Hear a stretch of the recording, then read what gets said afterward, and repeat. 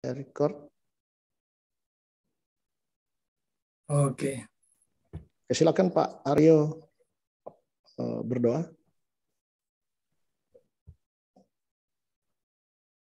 Mari kita berdoa. Bapak, kami ucap syukur pada malam hari ini kita berkumpul. Kami akan diskusikan sesuatu yang bermanfaat bagi kerohanian maupun dalam keperluan dunia ini. Bapak, kami mohon campur tangan-Mu, mohon kiranya Roh Kudus hadir dalam setiap perbincangan percakapan kami, dalam tajuk acara dialog santai ini.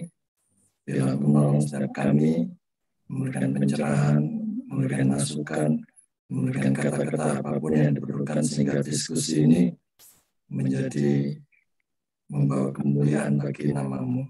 Dan biarlah kami semua masing-masing di sini dikuatkan oleh Roh Kudus untuk menjadi pelaku-pelaku firman yang hidup, terutama untuk melayani bagi kemuliaan-Mu.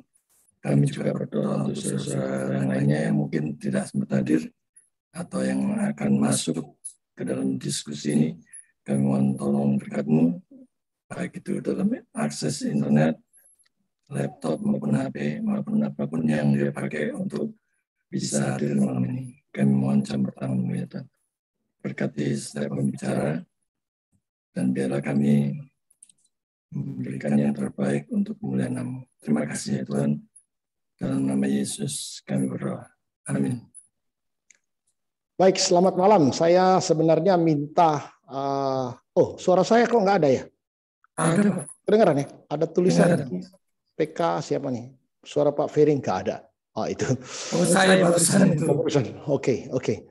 Nah, selamat malam saudara-saudara. Nanti Pak Haryo yang akan meneruskan kita diskusi, tetapi saya membuka bahwa begitu banyak kita melihat, mendengar tentang penjangkauan anak muda dan khususnya milenial. Tetapi kita seringkali hanya ada seminar, ada webinar, tetapi kita tidak punya pola tertentu, kita tidak punya metode, kita tidak punya pendekatan, dan kita tidak mengerti mereka lagi ngapain. Nah itu tema kita hari ini, mereka lagi ngapain sih orang muda. Nah tentu kalau kita ingin datang ke mereka, kita memerlukan pola-pola pendekatan. Dan karena kita perlu mengetahui mereka lagi ngapain sih di luar sana. Apakah mereka sering masuk gereja, terutama yang Kristen?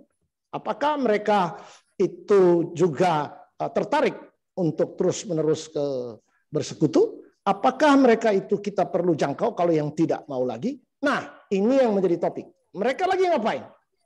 Ada di luar sana. Dan bagaimana kita untuk mendekati mereka dan mereka yang sudah jarang tidak bergereja, tidak bersekutu. Karena ada penelitian bahwa yang Kristen ini 80% lebih di kota-kota besar sangat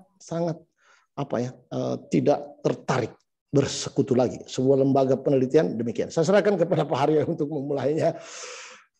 Ya, topik yang menarik yang sekarang ini kan kemajuan teknologi, terutama yang menyangkut dengan seperti Zoom ataupun Google Meet atau apapun, itu membawa anak muda semakin tertarik untuk masuk ke dalamnya. Dalam perbincangan apapun ya, baik itu perbincangan yang ringan, kemudian perbincangan yang sedikit serius, ataupun hal-hal yang akademis. Nah, anak-anak muda punya komunitasnya sendiri, mempunyai daya tariknya tersendiri. Nah, kalau kita bayangkan kalau misalnya mereka kemudian dengan keadaan yang pandemi, dengan kemajuan teknologi yang seperti ini, akhirnya mereka keluar lari dari gereja. Nah, sebenarnya seharusnya bagaimana sikap gereja menghadapi seperti ini, khususnya anak-anak muda ya. Tapi sekarang juga melanda para lansia untuk lari dari gereja, Pak, kesempatan karena corona. Iya. Karena ini juga. Jadi itu pertama pembukaan dari Pak Haryo.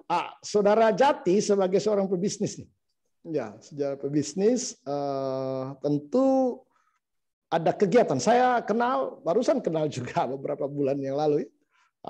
Saya sangat tertarik dan senang melihat saudara Jati ini pebisnis, tetapi dia tidak bilang dia bisnis apa waktu pertama ketemu, tapi dia memberitahu bahwa dia ada semacam kegiatan untuk apa gitu ya di sebuah tempat yang cukup aneh, itu terutama pekuburan. Nah ini dia dekat-dekat ada apa? Nah, Saudara Jati mungkin bisa sedikit bercerita sebagai kesaksian yang saya cukup unik. Apa cari wangsit atau saudara ada pasang atau cari jimat atau apa, saya kurang jelas. Coba atau yang lain ingin tahu gitu. Mungkin Saudara Jati silakan. Saya tertarik dengan apa yang Anda lakukan gitu Saudara Jati. Oke, pertama-tama terima kasih untuk Pak Ferry, juga rekan-rekan di sini. Saya senang untuk berkenalan dengan orang-orang baru. Tentunya juga yang kita punya sama-sama hati di pemuritan. Perkenalkan, nama saya Jati Sulung, dipanggil aja Jati. Saya sebenarnya kalau ditanya passion utama saya itu bukan bisnis. Passion utama saya itu justru pemuritan. Saya terlibat sejak tahun 2000. Dulunya saya tidak mengenal dunia pemuritan sampai ada seorang kakak rohani saya, namanya Pastor Harry Hui. Pastor Harry Hui adalah orang pertama yang memperkenalkan saya pada dunia pemuritan. Nah, tak terasa sudah sejak tahun 2000 saya terus-menerus melayani di berbagai gereja. Ada sekitar 6 gereja yang pernah saya bangun dan bentuk dari awal komunitas-komunitas pemuritan. Dan semuanya anak muda. Jadi masa usia saya 30-an, masa usia saya 20-an itu selalu kena anak muda terus. Saya juga heran.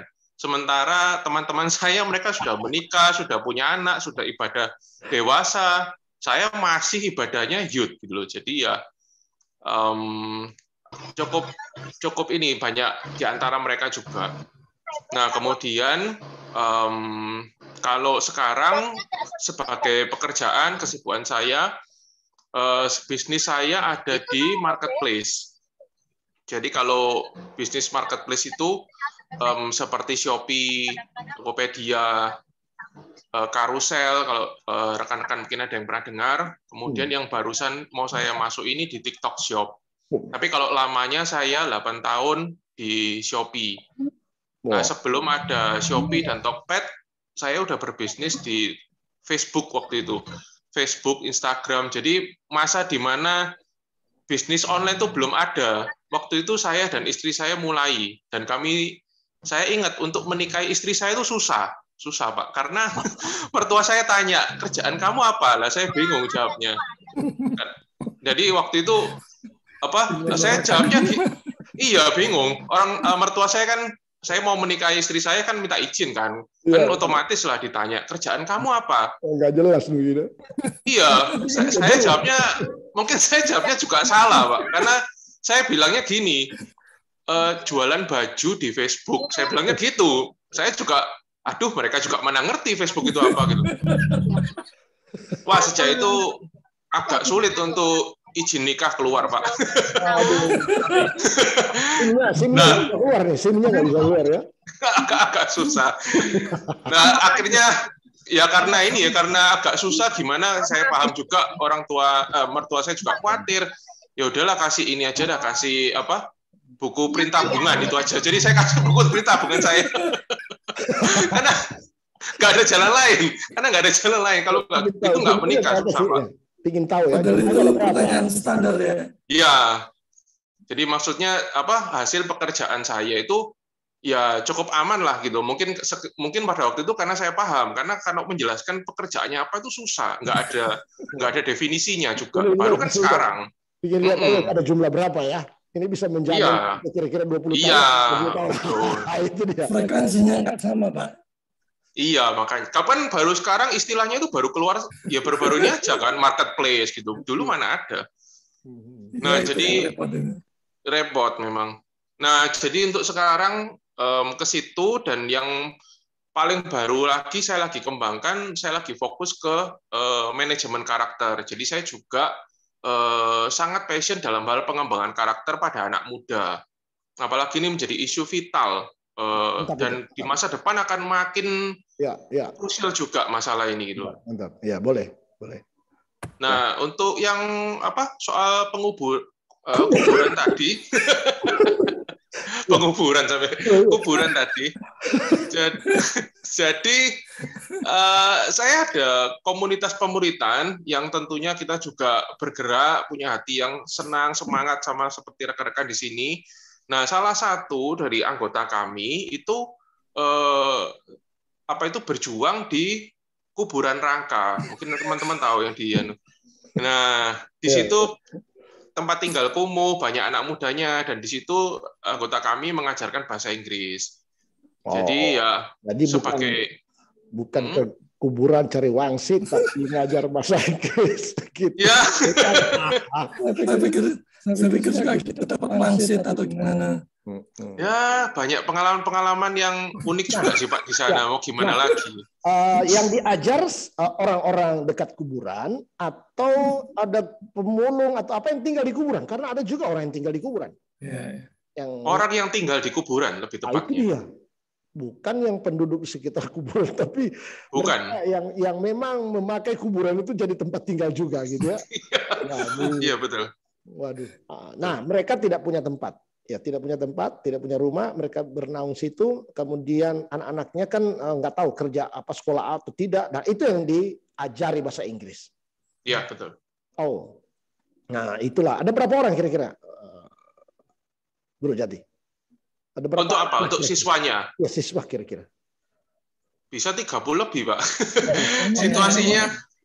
Situasinya sekarang itu tenaga kita yang kurang. Karena anggota saya kan sedikit. Anggota saya cuma berapa? 9 orang. Baru bertambah satu. Tapi ini luar biasa gitu ya. Luar biasa 9 orang pergi ke kuburan ngajar anak-anak. Enggak. Jadi gini, sistem kita itu bergerak dalam satu komunitas, itu sifatnya jaringan. Jadi misal nih, satu orang punya passion untuk pelayanan anak-anak miskin di kuburan. Maka satu orang sebagai pemimpin, beberapa orang sebagai anggota tim. Jadi misalnya anggota saya itu yang di kuburan ada beberapa anggota kami juga menemani. Tapi tidak semuanya. Karena yang lainnya mengerjakan atau bergerak kepada sasaran-sasaran yang lain. Okay. Sebagai contoh, gimana Pak? Ya, terus. Nah, sebagai contohnya saya lebih fokus ke manajemen karakter. Nah itu. Nah ada rekan lagi yang lain lebih fokus ke masalah pernikahan.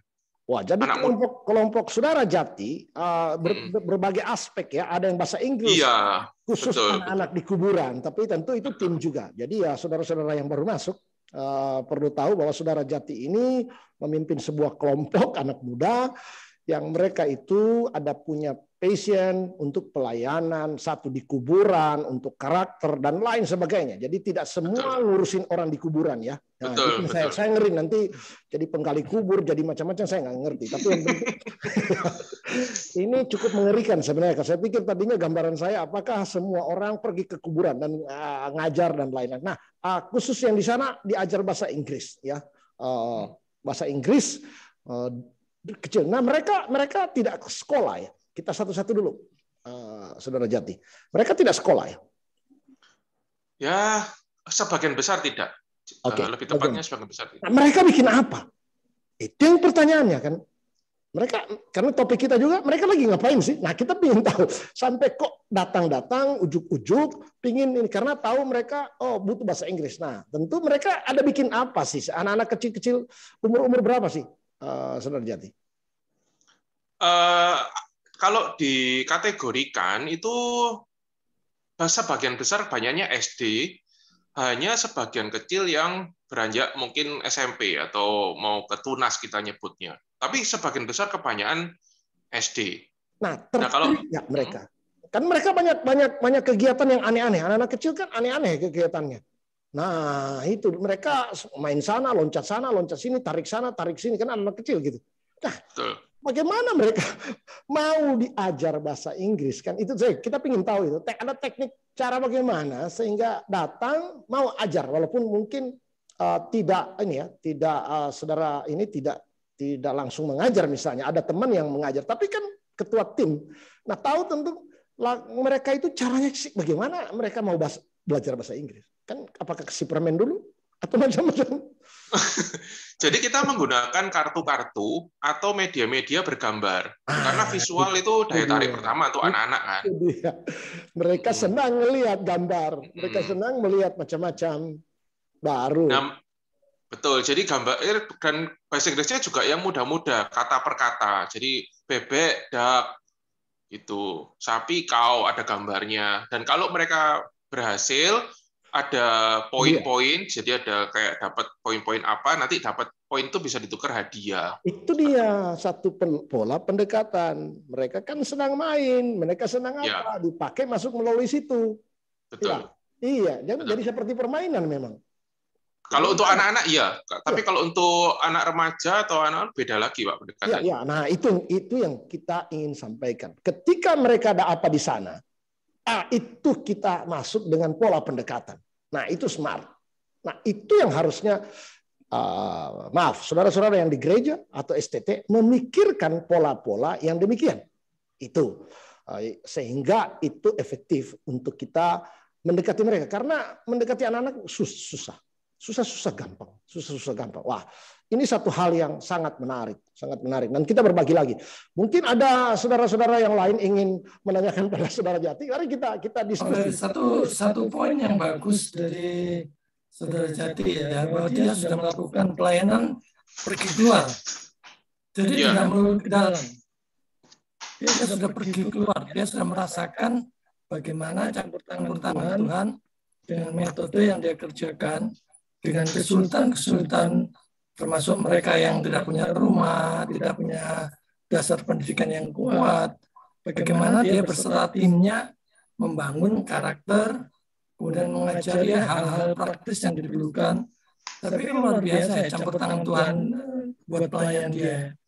Kalau dia tidak pergi keluar, saya pikir dia nggak akan merasakan bagaimana Tuhan itu campur tangan atas setiap perkara yang dihadapi. Dia baru merasakan penyertaan Tuhan kalau dia pergi keluar melayani. Saya pikir luar biasa ya.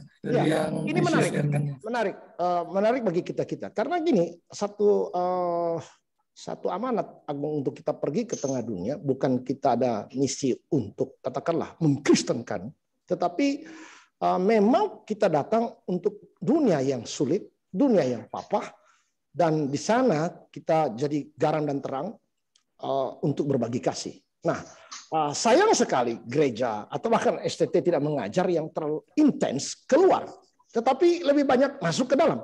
Nah, ini lucunya bahwa kita diminta untuk pergi, tetapi mari kita melihat, kita sudah sering melihat banyak, mungkin ada 1-2 gereja-gereja bagaimana mendorong orang lebih banyak ke dalam tembok gereja. Nah, apakah ini satu hal yang menggembirakan atau mengherankan atau tadi saya bilang kok lucu gitu. Kita lebih senang di dalam. Nah, inilah yang harusnya kita lakukan. Nah, gimana Pak Haryo? Pak Haryo melihat ini tren, dan nanti kita teruskan. Kita bisa korek makin lama sama saudara Jati ini gitu ya. Nah, berkaitan dengan anak muda itu kan kita perlu memikirkan mereka sebenarnya lebih banyak pengaruh-pengaruh buruk atau yang bisa berpotensi untuk racuni mereka ya. Ambil contoh saja dalam hal yang paling simpel yang mereka anggap sebagai suatu kata-kata motivasi atau memberikan semangat. Tapi kalau kita teliti lebih lanjut itu sebenarnya justru akan membahayakan ke depannya. Jadi semacam kata-kata motivasi yang sudah diterima oleh kebanyakan orang, tapi kalau kita teliti sebenarnya tidak begitu, malah membahayakan. Misalnya, kalau sekarang kan kasusnya banyak anak-anak muda yang terjerat untuk ingin cepat kaya dengan berbagai macam cara, termasuk trading ataupun investasi bodong dan lain sebagainya. Itu kan lebih banyak mereka menelan mentah-mentah. Jadi ada semacam kata-kata yang meracuni mereka. Iya.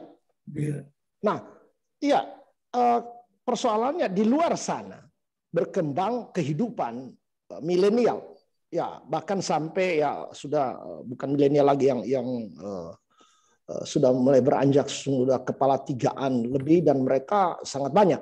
Nah, pertanyaannya bagaimana pola kita, bagaimana kita menjangkau mereka, terutama yang Kristen dan yang tidak bergereja lagi dan ataupun bergereja tapi tidak tujuannya bukan lagi serius ya karena sesuatu dan lain hal.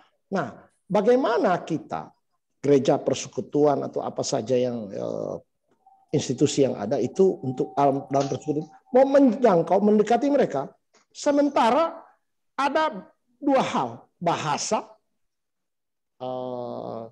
pekerjaan, ini menjadi gap. Nah, apakah gereja itu punya ini ya, punya kayak ada yang dibikin semacam analisa atau satu laboratorium agar supaya bisa melihat apakah ada pola yang harus mereka pergi ke luar sana dengan membuat tim tertentu di dalam persekutuan tersebut dan kemudian pergi bersama-sama. Nah, apakah ada yang dipikirkan, apakah hanya di dalam terus ini ibadah, liturgi dibuat dan sebagainya. Tapi di luar sana apakah ada tim? Ya memang dalam konteks katakanlah orang bilang marturia ya, kita ada diakonia, ada koinonia, marturia. Tapi apakah dalam hal marturia ini kita benar-benar serius menangani si anak muda yang di dalam yang diminta untuk menjangkau mereka anak muda yang di luar gitu. Nah, apakah ada kegiatan? Mungkin saudara-saudara yang hadir malam hari ini punya pengalaman di gereja persekutuan yang mempunyai seperti Saudara Jati. Karena Saudara Jati mungkin dulu bergereja, tapi sekarang mungkin karena pandemi tidak lagi ke gereja atau dan lain suatu hal.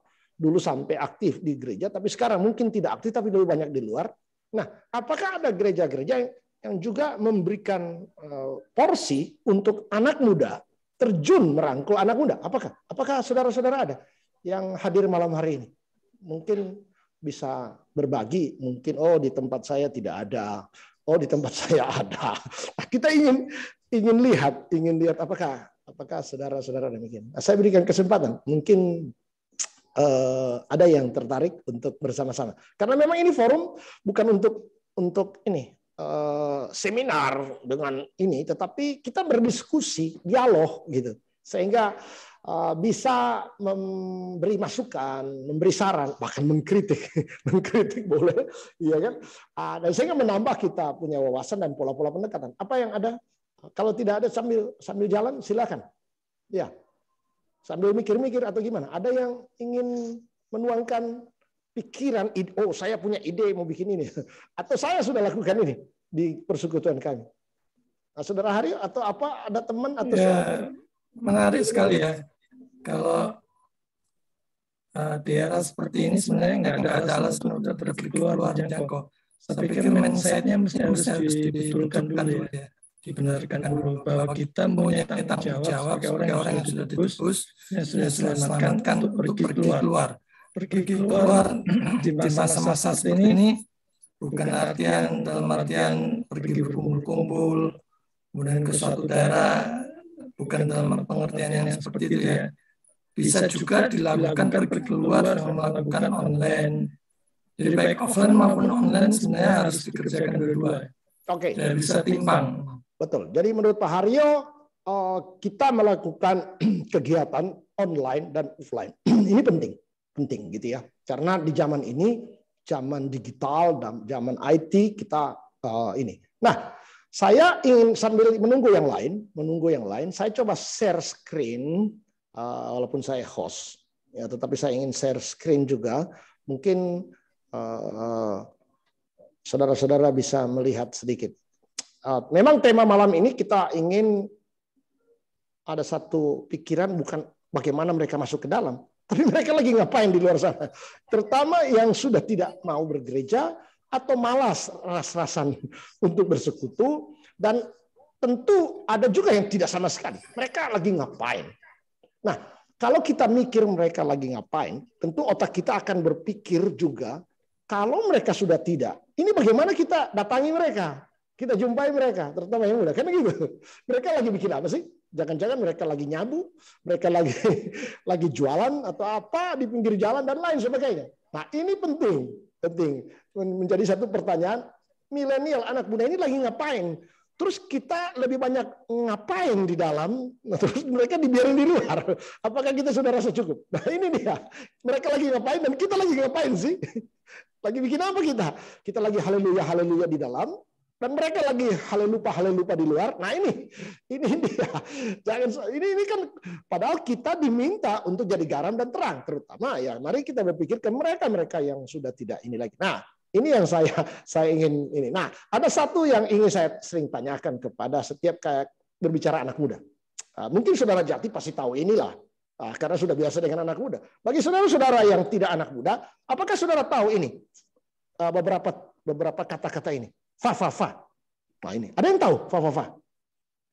Kecuali saudara Jati pasti tahu nih. Saya yakin pasti Anda tahu. Tapi yang lain, ada kira-kira ini berapa orang nih yang hadir di sini?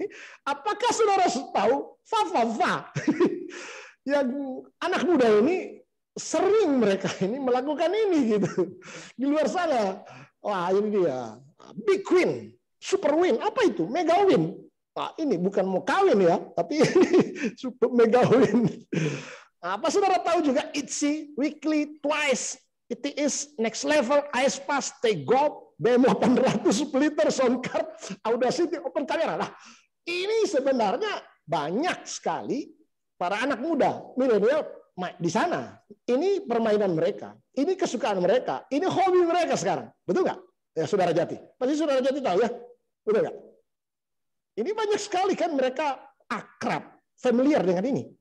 Fa ini adalah satu permainan game yang sangat digemari selain domino. Kalau kita lihat anak-anak muda duduk-duduk di sekitar kita, baik di kampung atau kota, ditanyain, lagi main apa? Salah satunya permainan ini. Lah, kalau kita bicara anak muda, tapi kita tidak mengerti dia lagi main apa, lagi ngapain dia di sana, lagi main fa. Kita sulit, bahasa kita nggak cocok. Bahasa kita nggak nyambung gitu dengan dia. Karena dia lagi itu. Nah, bagaimana kita ke mereka seperti tadi saudara Jati dengan permainan? Nah, bagaimana mereka ini? Lah, kalau kita datang dengan ayo masuk gereja. Nah, tentu ini kita tahu anak ini dia anak seorang Kristen, tapi dia sering main-main dan tidak pernah lagi. Dan Anda mau datangi dia bicara apa? Fa atau yang lain. Nah, ini pertanyaan yang penting. Big win adalah hadiah-hadiahnya dari big win, super win, kemudian mega win, kemudian jackpot. Ini permainan yang dari game-game ini gitu, bukan? Ya demikian saudara Jati ya. Ini kan kalau orang main-main game ini ada tahu ini big win ini bisa ditukar loh. Ada yang satu koin yang 50.000 dan sebagainya. Saya kurang jelas. Tapi yang saya tahu waktu saya lihat mereka bermain, inilah dia. ITZY, weekly, twice. Ini adalah grup-grup K-pop yang terkenal sekarang ini. Terlebih saudara tahu BTS. BTS ini luar biasa. Satu-satunya grup Asia yang masuk di Billboard adalah satu majalah ataupun ukuran untuk dia ngetop di satu ranking. Ada yang 100, ada yang 200. Nah, satu-satunya BTS yang masuk. Waduh, ini luar biasa ya. Apalagi kalau saudara tahu lagu terakhirnya yang cukup Stay Gold. Saya tahu lagu-lagunya. Saya dengar lagunya. Belum lagi Blackpink. Itu adalah Korea Girl ya, band perempuan dari Korea dengan lagunya Kill This Love. Wah, mantap itu gitu ya. Jadi ITZY, weekly, twice ini juga lagi terkenal sekarang ini gitu. Nah, yang paling ada terakhir ini aespa. aespa itu dengan lagu Next Level. Wah, saya dengar lagunya ini gitu. Karena nanti kalau saya senang lagu ya saya ingin tahu mereka lagi senang apa gitu. Mereka lagi senang musik apa, lebih banyak Korea sekarang orang Asia. Lah saya harus tahu juga apa lagu dia. Karena saya lagi ngapain sih mereka? Mereka dengar lagu Korea. Nah, saya harus mengenal mereka yang suka band grup apa. Nah, kemudian peralatan yang orang bikin seperti saya pakai sekarang ada mic BM 800. Saya juga pakai splitter macam-macam ini. Nah, tentu untuk di smartphone kita ada kamera, tapi saya bisa memakai open kamera untuk merekam. Dan ini anak-anak muda yang bikin konten dan lain-lain sudah biasa. Ada juga memakai Audacity. Nah, ini yang kita harus mengerti di luar sana. Mereka lagi begini. Kenapa pertanyaannya? Mereka lagi ngapain sih? Lagi-lagi begini. Tapi kita gereja dan persekutuan atau bahkan sekolah teologi tidak mengerti. Nggak mengerti mereka lagi ngapain. Tapi kita ada konsep saja. Tapi kita tidak tahu ada apa mereka di sana. Lagi bikin apa. Jadi nggak nyambung. Jaka sembung artinya. Nggak nyambung gitu. Nggak nyambung. Yang kita punya konsep dengan mereka lakukan nggak nyambung gitu. Nah ini yang saya ingin sampaikan bahwa mari kita ada nyambung. Tuhan Yesus saja datang pada nelayan. Dia berbicara bahasa nelayan. Ya benar nggak? Tapi kita punya bahasa yang terlalu asing bagi mereka. Bagi mereka. Si perempuan Sikar yang punya suami banyak itu, Kristus berbicara tentang air, gitu kan? Dia lagi ngambil air. Jadi bahasanya mirip, ada persamaan. Nah kita tidak, kita pakai bahasa kita dan itu bahasa di sana mereka. Sulit sekali, sangat sulit. Ada gap bahasa, ada gap. Nah saudara-saudara, saya berkumpul dengan mereka. Mereka ya saudara Jati pasti juga banyak berkumpul dengan anak-anak muda demikian. Mereka bikin apa sih? Mereka kongko, mereka main games, mereka lagu-lagu, mereka makan. Nah kalau mereka kongko, apa mereka bikin? Bicara kerja, bicara bisnis, bicara macam-macam. Nah ini yang kita harus mengerti. Mereka lagi ngapain? Kalau kita tidak tahu mereka lagi ngapain, kita sulit berbicara ke mereka. Nah maksud saya, gereja atau persekutuan, bahkan STT, harus memiliki satu platform, satu metode pendekatan untuk di sana. Kenapa? Kita ada problem bahasa, problem mungkin gap. Kayak saya bisa kumpul dengan mereka, tetapi saya mengerti ini anak-anak muda ini lagi main game nih. Saudara bisa perhatikan, saya kumpul dengan mereka ini di satu tempat. Saya mengerti, saya bisa dekat karena anak-anak ini memang saya lagi bimbing. Tetapi saya mengerti bahwa saya sudah ketuaan. Kalau anak muda yang sama anak muda, itu gapnya terlalu kecil. Tapi kalau saya usia hampir 60 dan mereka 18 tahun, itu gapnya besar. Pak Ferry itu umur berapa? Saya kalau tidak sakit-sakit 70. Tapi sekarang karena di diskon 58, 59. Goyang, saya 59. Jadi saya kumpul dengan mereka. Dan mereka bermain. Dan saya bisa bernyanyi dengan mereka, kumpul. Tapi mereka ada permainan tadi saya bilang, bisa main domino, bisa main fa-fa-fa, dan permainan apa saja, mungkin Mobile Legend dan lain-lain.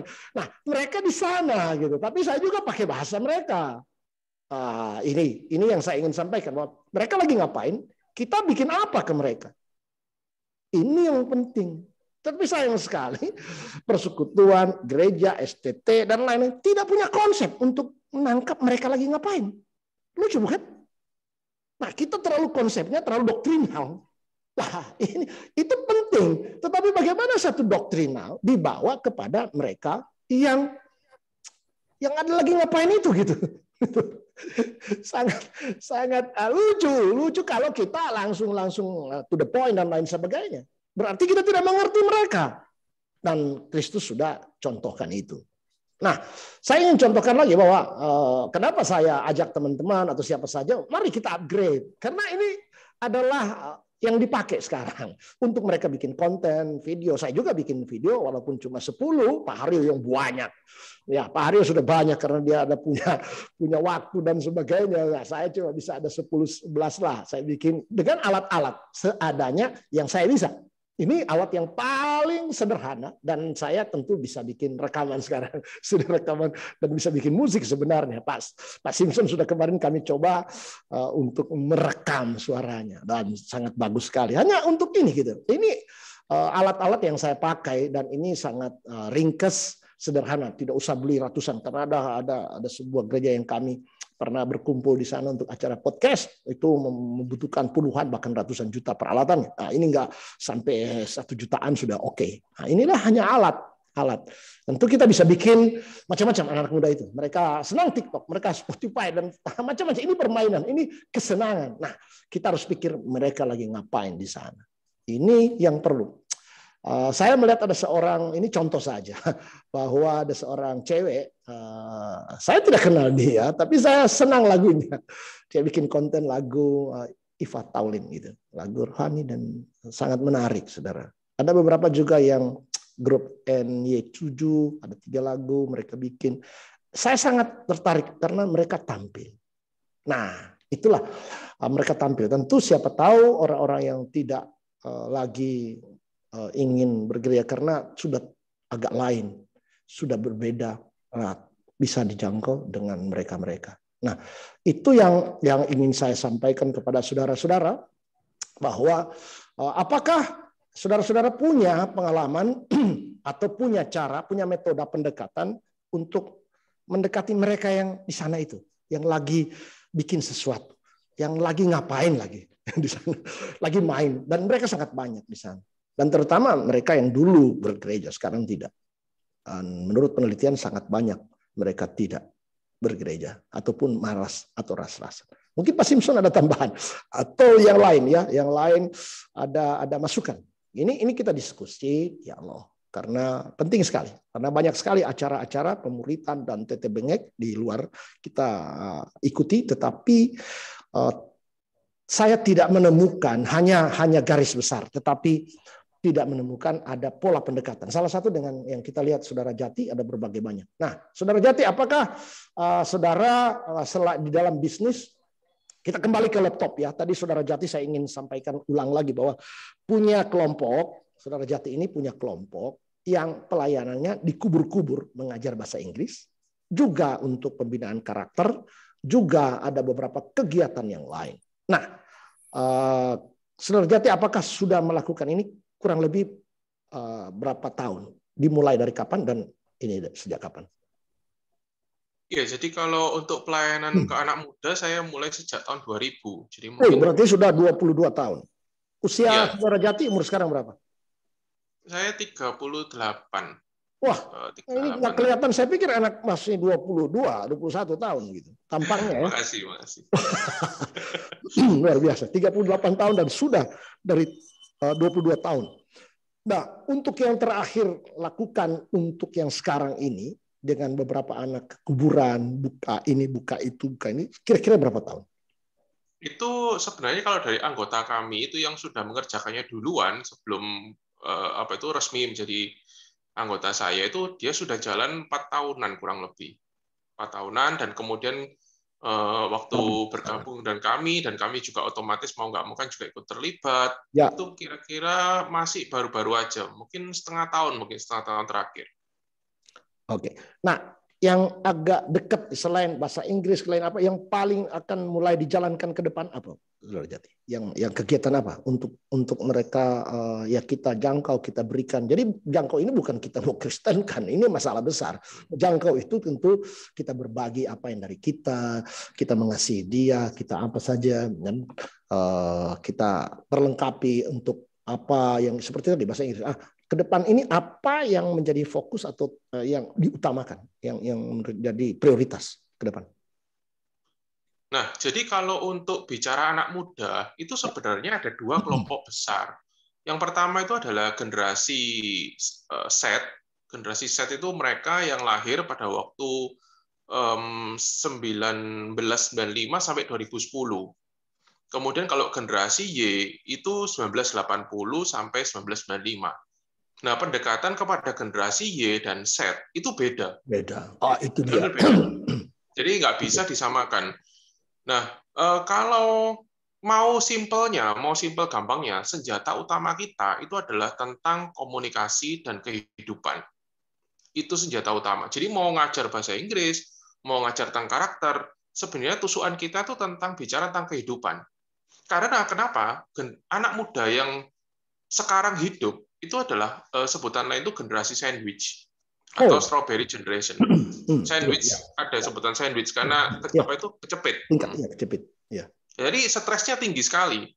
Dan bicara tentang kehidupan itu akan membuat mereka itu sudah otomatis tertarik.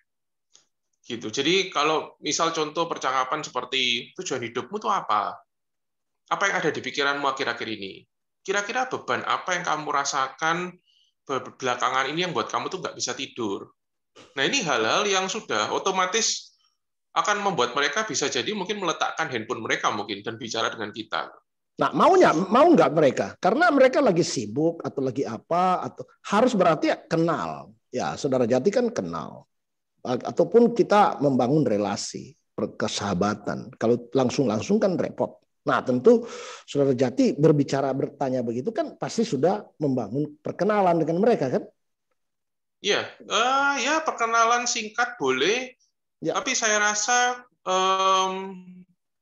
kalau sudah ini ya, maksudnya sudah beberapa waktu dan tidak perlu terlalu lama sebenarnya.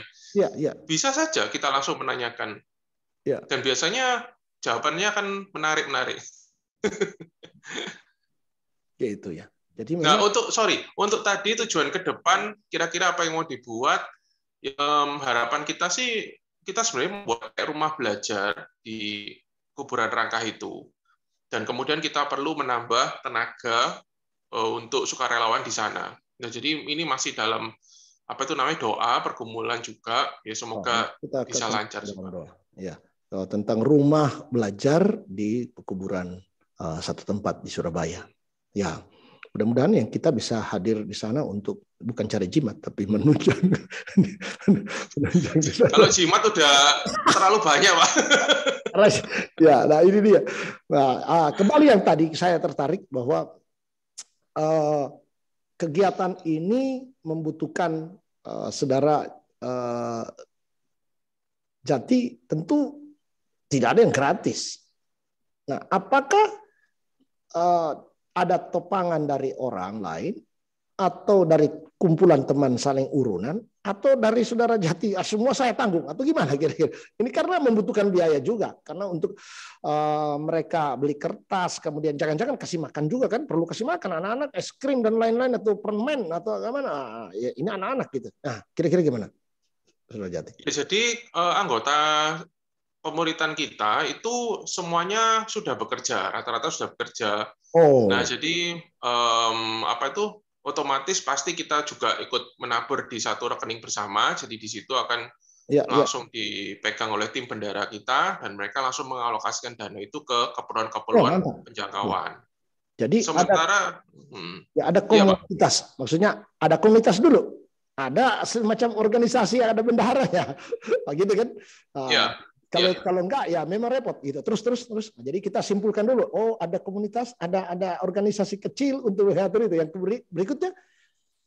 Ya jadi ada komunitas pemuritan saya namanya komit. Jadi ada komit.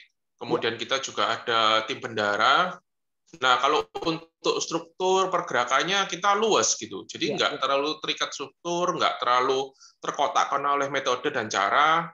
Tapi ada panduan-panduan mendasar gitu aja. Nah, sisanya kita lebih lebih beradaptasi. Karena misal contoh, saya menghadapi anak-anak di kuburan.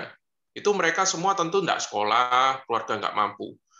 Misal katakanlah saya bertemu dengan mereka, enggak bisa dengan saya waktu janjian temu dengan anak orang kaya. Itu saya juga ketemu. Nah, sama-sama anak muda, satu sangat kaya, satunya lagi sangat miskin. Nah itu cara yang sama nggak bisa ditabrak. Iya kan? Cara berpakaian saya juga nggak bisa. Misal saya bertemu dengan anak orang kaya, ya saya nggak bisa. Modelannya itu terlalu kumuh, misal seperti itu. Tapi saya harus tampil sederhana. Betul. Itu yang saya bilang. Mereka lagi ngapain, mereka bikin apa, kita bahasa dan ini kita pola pendekatan tidak bisa juga kita tidak sesuaikan sebisa kita. Ya, betul ya. Jadi ini yang begini kan tidak diajari, tidak dibuatkan tim yang saya lihat. Karena ya gereja kan lebih banyak ke arah bagaimana liturgi, bagaimana ininya. Yang begini-begini mungkin setahun sekali saja kita bagi sembako dan tete bengek ya. Tapi tidak dipikirkan ada apa yang harus dijalani. Ini bagaimana? Ada satu program yang terencana benar. Ada satu tim dengan uang, belanja, wah semuanya digarap secara detail. Nah, yang saudara bikin itu saya lihat ada kumpulan yang mau bekerja sama. Itu luar biasa. Nah, herannya jarang sekali gereja bikin yang begini. Tapi kalau di luar gereja kok ada yang mau? Ini mengherankan sebenarnya. Betul nggak? Iya, ya kita harus akui ya. Saya coba ingin membawa dengan. Nah, gimana Pak Haryo? Selama Pak Haryo keliling-keliling di gereja atau kemana, apakah ada juga yang begini? Kenapa sih mereka tidak mampu atau tidak mau membuat satu komunitas untuk paling tidak penjangkauan dan untuk berbagi kasih di luar sana? Kenapa tidak ada tim yang terus dibina dan mereka sungguh-sungguh? Menurut Pak Haryo gimana Pak? Ini kenapa? Ada alasan apa atau ada hambatan apa Pak? Ada beberapa gereja yang memang seolah-olah itu menjadi tembok bagi anak-anak muda untuk pergi keluar menjangkau. Saya sendiri kalau dari awal puji syukur ya gereja saya sama sekali tidak menghalangi kalau kita mau menjangkau keluar atau ikut misi atau memberitakan Injil. Tapi di banyak gereja. Saya potong dulu Pak, suara Pak menggema. Bisa nggak yang satu HP atau apa dimatikan karena menggema, Pak? Menggema.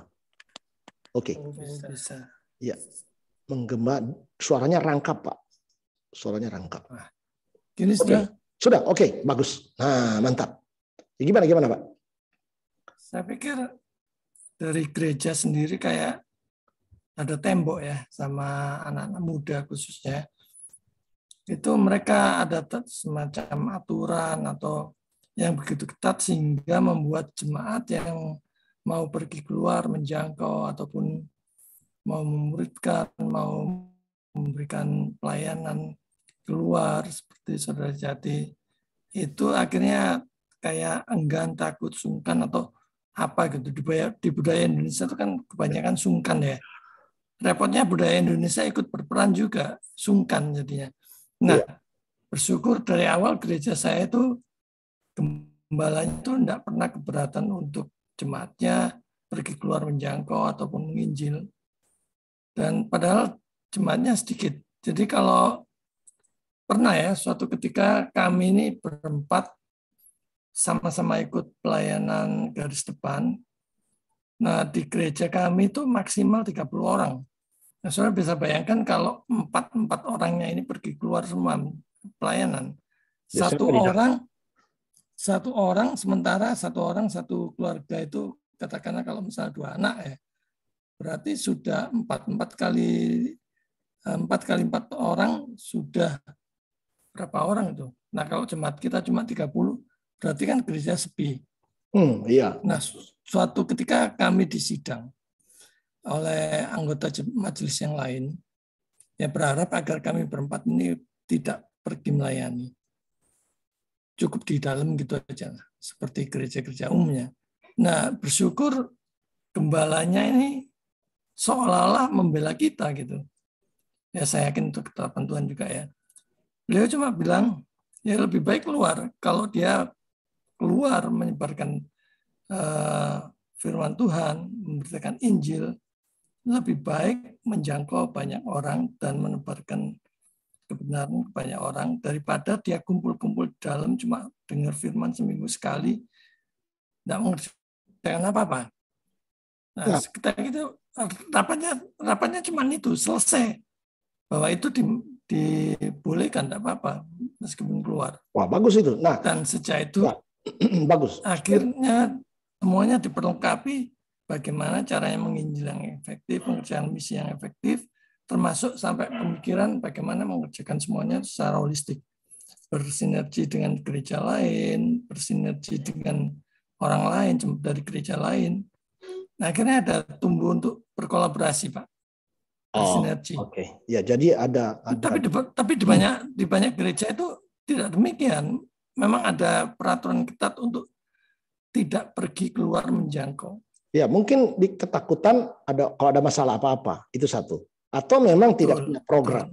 Dan banyak alasan. Nah, kita melihat bahwa begini, ada kecenderungan bahwa kegiatan lebih banyak ke dalam, entah itu untuk ibadah, atau memang... dananya besar. Iya, dana kan ada. Bahkan kita lihat ya, gedung-gedung makin bisa besar. Karena yang dipikirkan kalau nanti banyak orang, gedung harus diperbesar.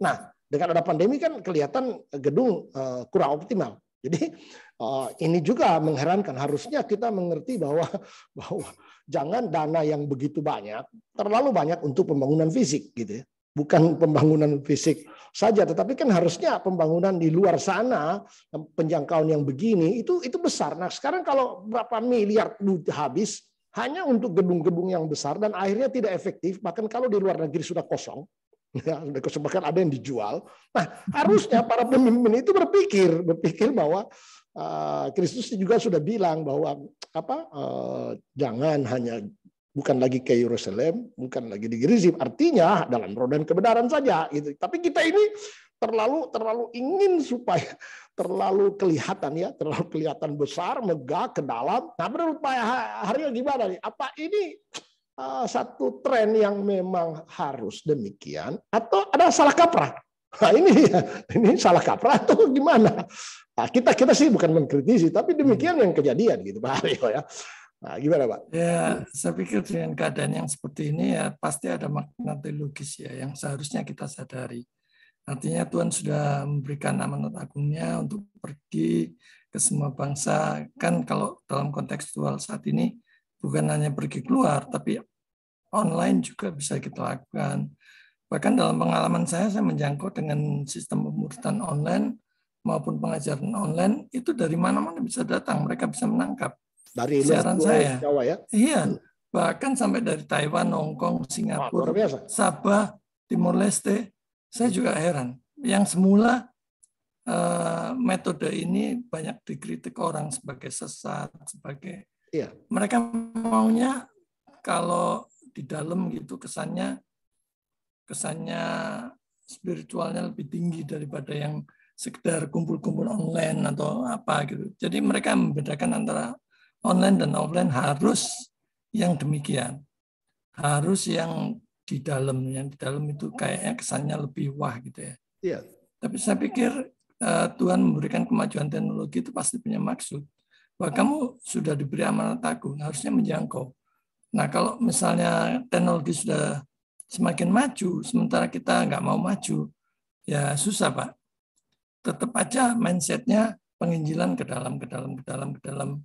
Gitu aja. Ya, kita ingat ya tiga tahun yang lalu ya sebelum ada ibadah online dan lain kita sudah memulai.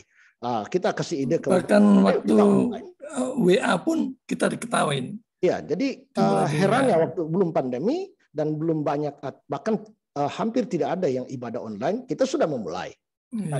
Kita anjurkan ke orang bilang ini agak nggak benar gitu. Ternyata setelah kena pandemi ada online. Saya juga harus online malah. Kenapa itu yang saya bilang tadi tidak bisa memprediksi ke depan bahwa ini dengan ada kemajuan teknologi ini cuma alat atau inovasi yang kita bisa pakai.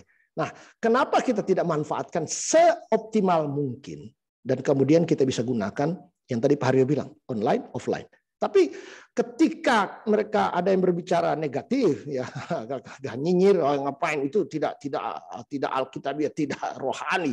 Ternyata harus melakukan itu kan lucu. Itu lagi kelucuan yang kedua ya. Kita yang pertama tadi kita bangun gedung gede. Ternyata nantinya di kemudian hari kurang optimal.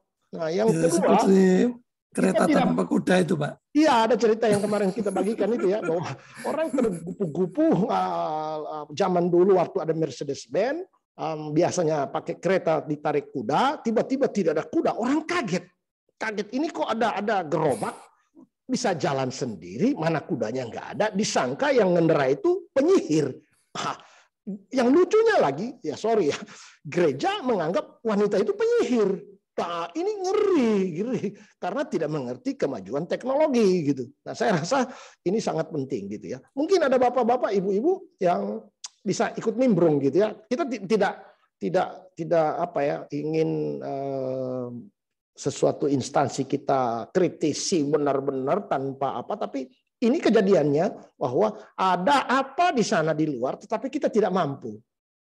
Mereka bikin apa, terutama anak muda, karena mereka lah nantinya yang bisa kita didik bina untuk generasi penerus. Tetapi mereka sendiri tidak bisa kita jangkau. Nah, bayangkan saja di Eropa saja kita sudah melihat gambar-gambar gereja yang isinya 1.000, 2.000 tinggal isinya 12. Nah, kita tidak tahu ini kapan terjadi di Indonesia. Tapi yang demikian, bahkan mungkin bisa dijual jadi museum atau lain dan sebagainya. Kita jangan berharap demikian.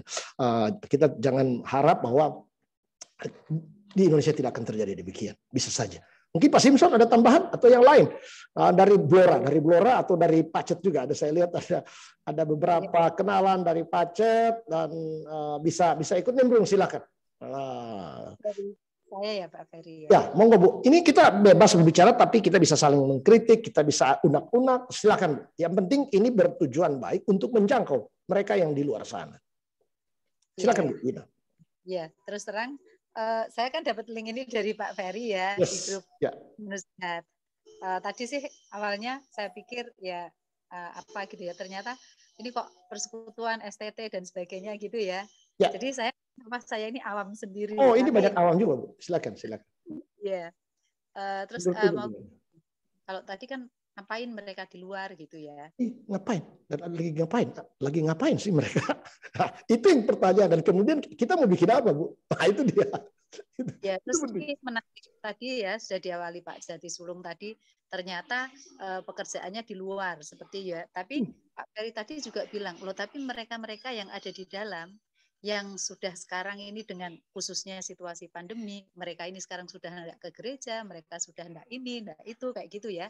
Hanya berdiam diri, misalnya kayak gitu, apa yang harus dilakukan dengan mereka? Nah ini saya mau cerita berbagi pengalaman di gereja sih ya. Ternyata ini kan masalah ini menjangkau semua, khususnya untuk yang muda. Saya kebetulan ngajar di sekolah minggu ya, saya GSM gitu ya.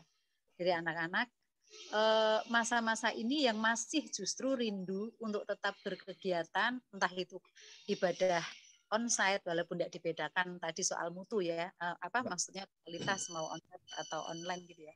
Tapi yang tampak itu justru yang tua-tua itu yang justru bersemangat. Luar biasa saya bilang. Dulu waktu mereka nggak boleh ikut ibadah, mereka susah. Sekarang waktu sudah dibuka, yang justru banyak itu juga yang tua-tua. Khususnya yang dewasa muda seperti tadi Pak Jati Sulung apa kayak gitu ya, sampai yang ke bawah-bawah remaja khususnya. Itu juga enggak hampir enggak minat sedikit gitu ya. Tapi anak sekolah minggunya sekarang dibuka onsite, mereka begitu tertarik untuk ikut. Jadi satu hal yang luar biasa yang tampak ya, saya bilang di anak-anak kecil dan orang-orang tua begitu antusias untuk bertemu muka. Nah saya ini kan di kelas saya itu kan ada sampai di pra remaja. Terus terang ya agak merasa susah ya, karena di remajanya itu enggak terlalu berkegiatan atau ini entah soal apa ya, mereka sudah terlanjur malas atau sudah terlanjur tadi sebagai mereka bisa ambil apa saja di lewat online. Nah tapi anak-anak yang pra remaja ini yang kami masih pelihara rajin di GSM gitu ya, di sekolah minggu, untuk berikutnya ini mereka sudah akhirnya kayak takut tanda kutip terhilang. Itu pengalaman di gereja. Nah, untuk yang misalnya tadi ya, kalau tadi di luar seperti itu, untuk menjangkau orang-orang yang sudah lama tidak ke gereja, tidak segala macam, terus terang memang saya sebetulnya itu senang perkunjungan gitu ya. Jadi tetap perkunjungan onsite itu tetap dilakukan. Tapi ya memang akhirnya terbatas. Hanya ya jadi memang anak-anak dan orang tua itu ya yang memang kelihatan di mana-mana juga Bu. Orang tua lansia seperti kami, seperti saya ya mungkin akan lebih tambah aktif mungkin karena akan mengakhiri hidup ini mungkin Bu. Tapi yang kita titik beratkan bagaimana itu tadi pertanyaan mereka yang usia-usia emas tadi kita latih terutama yang di dalam untuk bisa menjangkau di luar. Nah, itu pertanyaannya kan. Nah, itu yang kita minta. Kenapa institusi tertentu, persekutuan, gereja, atau apa saja yang terkait dengan pembinaan ini tidak bisa mendidik si muda di dalam untuk pergi. Makanya kenapa saya kasih satu gambaran bahwa ini dalam tanda kutip permainan mereka. Nah, apakah kita bisa mendidik semacam satu tim seperti Saudara Jati ada satu tim untuk pergi ke sana. Tentu dengan memodali diri, mempersiapkan diri, membekali diri dengan apa yang ada di sana. Mereka bikin apa itu. Jadi ada benang merah yang bisa kita ini gitu. Nah, seperti yang tadi saya bilang Bu Wina. Kalau bahasa mereka kita tidak tahu, kita tidak pelajari, itu sulit. Nah, saya cuma bisa menyarankan biasanya kalau kita sendiri anak-anak muda itu yang di dalam ini kita tidak, bukan hanya sekedar kita latih, tetapi kita tidak menemukan mereka mana yang punya hati, mereka yang sangat bersemangat seperti anak kecil dan orang tua tadi. Kalau ketemu satu dua, nah itu harusnya dibimbing, dibina dengan mereka, dipersiapkan apa yang ada di luar sana. Itu sebenarnya tidak terlalu sulit menemukan satu dua anak muda yang aktif. Tapi pertanyaannya, kenapa mereka tidak aktif? Kenapa mereka ada tanda kutip mungkin boring?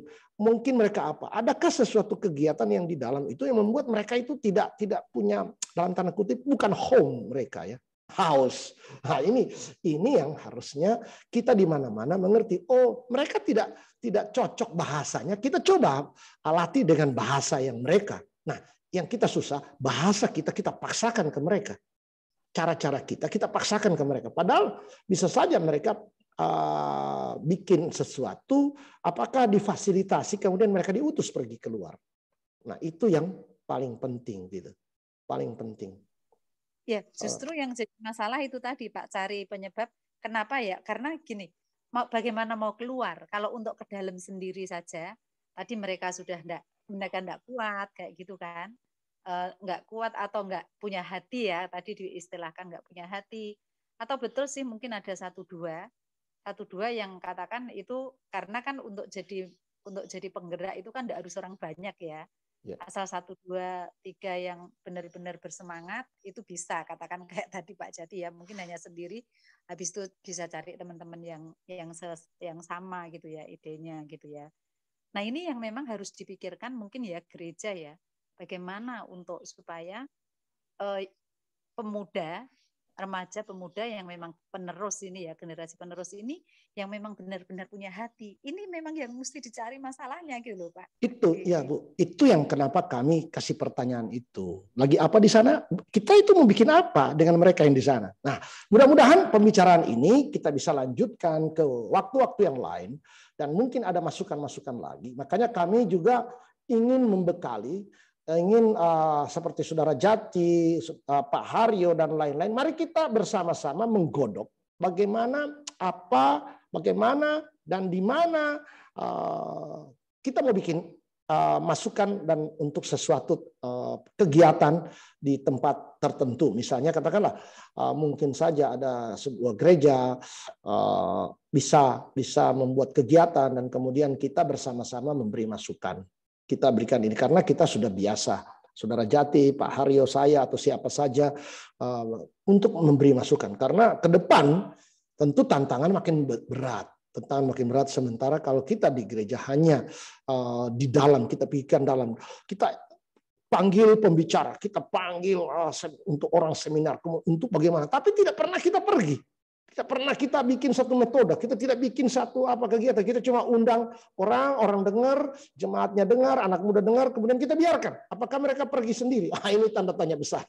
Harusnya ada satu proyek, seperti Saudara Jati, untuk bahasa Inggris. Ayo kita serius di satu kegiatan dulu, baru kegiatan yang lain bertahap. Nah, saran saya ya, saudara-saudara yang aktif di sebuah gereja, persekutuan atau apapun itu kelompok, mari. Saya bukan bilang Saudara Jati atau kami yang lakukan atau Pak Hari lakukan itu sudah ideal sekali, tapi paling tidak ada kegiatan yang kita lakukan yang real, yang bukan angan-angan, bukan hanya teori, dan kita tekuni itu terus sampai terjadi satu pelipat gandaan. Nah, itu intinya. Saya rasa kita sudah berbicara kira-kira hampir 1 jam. Saya rasa ada tambahan lagi Pak Simpson atau yang dari Pacet, dari Mojosari saya lihat ada, bisa saling menambahkan atau sudah cukup. Nanti mungkin kita lanjutkan. Kita ingin pembicaraan ini 1 bulan sekali. Kita adakan masukan untuk dialog untuk bagaimana kita berbicara tentang milenial. Nah, mungkin saudara. Ya. Saya ada ini Pak, ada tambahan kalau boleh Pak. Silakan. Ini penting. Karena Anda sudah menjalani hampir 20 tahun dengan anak muda, bahkan sampai menikah pun masih dengan anak muda, nanti sudah punya cucu dengan anak muda lagi, mantap itu. Mantap. Amin. Nah, saya senang untuk berjejaring sama teman-teman juga di sini.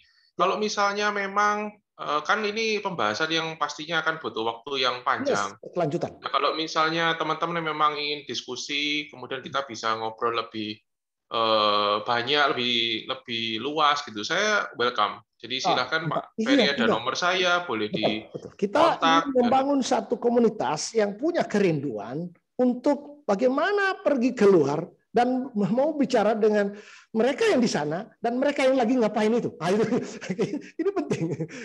Nah, ada satu mungkin ini juga mungkin satu semangat ya untuk para senior.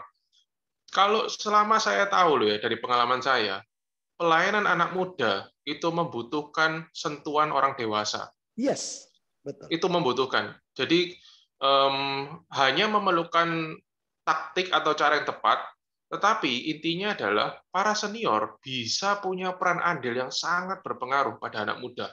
Nah, tipuan iblis adalah ini, para senior tidak dapat memahami anak muda. Itu tipuan iblis. Ya. Karena saya boleh ngomong, saya anak muda adalah produk para senior. Ya. Jadi saya yang sekarang adalah produk para senior. Dan sebenarnya siklus yang terus terjadi setiap waktu, setiap generasi, mau generasi berubah lah, tapi polanya sama seperti ini. Ya, jadi saya harap ada, ya Pak. Banyak seniornya tidak mau mendidik anak-anak muda. Dikasih ke bagian pemuda saja, tapi tidak membimbing seseorang anak muda, 1-2 anak muda. Nah, itu problem besar.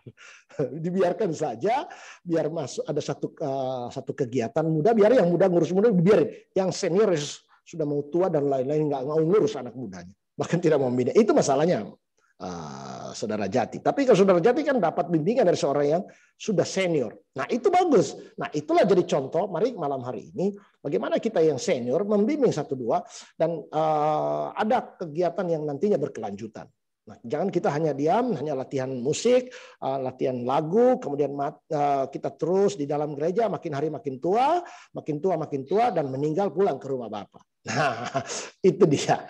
Jadi saya terima kasih semuanya, Saudara Jati dan yang lain. Atau kalau ada yang masih mau ingin tambahkan, silakan. Saya tambahkan sedikit, Pak. Oke, silakan Pak Haryo. Sebelum kita akhiri nanti, dan kalau akhir nanti saya minta Pak Simpson untuk mendoakan, ya, mendoakan kita pembicaraan malam hari ini. Apa Pak Haryo? Silakan tambahan. Tambahan dari saya mungkin yang dibutuhkan anak muda itu adalah suatu komunitas yang bisa dilayani. Nah, dalam artian kalau misalnya di sana tidak ada pelayanan atau yang melayani, ya kita yang seperti yang Pak Jati bilang, yang senior-seniornya yang punya pengalaman, ya kalau tidak ada pelayanan di sana yang tidak ada melayani, kita yang melayani. Kalau tidak ada pelayanan, ya kita yang bikin pelayanan. Apalagi kita sudah ada teknologi ya. Bisa pakai Zoom, pakai Google Meet dan sebagainya. Kita yang harus merintis, membuka persekutuan-persekutuan itu sehingga mereka nantinya juga berlipat ganda begitu. Jadi kita lah yang harus memperlengkapi mereka. Jadi bukan berdiam diri dengan senioritas kita. Itu aja, Pak. Terima kasih kehadiran saudara. Memang kita hanya mengundang terbatas orang-orang tertentu saja, tetapi dialog ini kita bisa bersama-sama. Kalau mau sumbang saran silakan. Ini bukan seminar yang kaku, tetapi kita ingin saudara-saudara yang punya pengalaman, silakan berbagi. Sekali lagi saya sebagai host rasa terima kasih, sungguh-sungguh bersyukur, berterima kasih ke Tuhan, dan kiranya saudara-saudara juga diberkati Tuhan. Karena saudara juga sudah hadir malam hari ini. Walaupun saudara tidak menyampaikan ide, tapi saudara bisa hadir, itu juga memberkati. Ya, terima kasih, dan Pak Simpson bisa menutup dengan doa penutup. Silakan Pak Simpson. Tidak kedengaran. Pak Simpson kayaknya nggak ada, sudah left. Sudah kabur Pak Simpson. Oh, sudah. Pak Simpson hilang. Oke. Sudah nggak ada. Tidak ada. Saya minta saya minta kesediaan yang memakai nama Triviani Palinja. Silakan. Ya. Mbak yang dari NTT nih, yang dari I3. Iya. Ya, silakan. Shalom, Pak. Iya, halo. Pak. Nah, silakan Anda sebagai anak muda yang belum menikah, lagi pelayanan, dan dari NTT, silakan berdoa untuk kami. Ini lagi pelayanan di. Oh iya Pak. Oke. Mari kita berdoa. Bapa di sorga, kami bersyukur untuk malam hari ini. Ada waktu yang Tuhan berikan bagi kami untuk mendengarkan seminar dari Pak Ferry dan tim. Kami sungguh bersyukur, biarlah kami sungguh memiliki hati-Mu ya Tuhan. Hati yang mau menjangkau khususnya anak-anak muda saat ini ya Tuhan. Bahkan setiap hal yang telah kami dapat, sharing yang telah kami dengarkan pada malam hari ini, Tuhan tolong kami, sungguh kami dapat mengingat dan sungguh kami dapat lakukan, aplikasikan dalam pelayanan kami. Ajarlah kami sebagai anak-anak Tuhan, hamba-hamba Tuhan yang telah dipanggil oleh Tuhan. Biarlah kami sungguh mampu menjangkau jiwa-jiwa yang belum mengenal Engkau sebagai Tuhan dan Juru Selamat dalam kehidupan kami.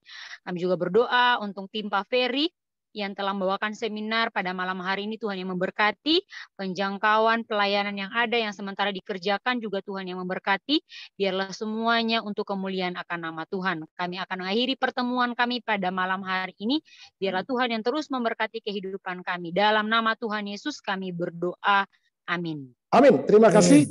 Terima kasih. Selamat malam saudara-saudara. Sama-sama, Pak. Sampai berjumpa di lain kesempatan dan kita bisa berbagi lagi. Tuhan memberkati. Haleluya. Sampai ketemu lagi. Haleluya. Tuhan Yesus memberkati, Terima kasih. Pak. Terima kasih kehadiran. Sampai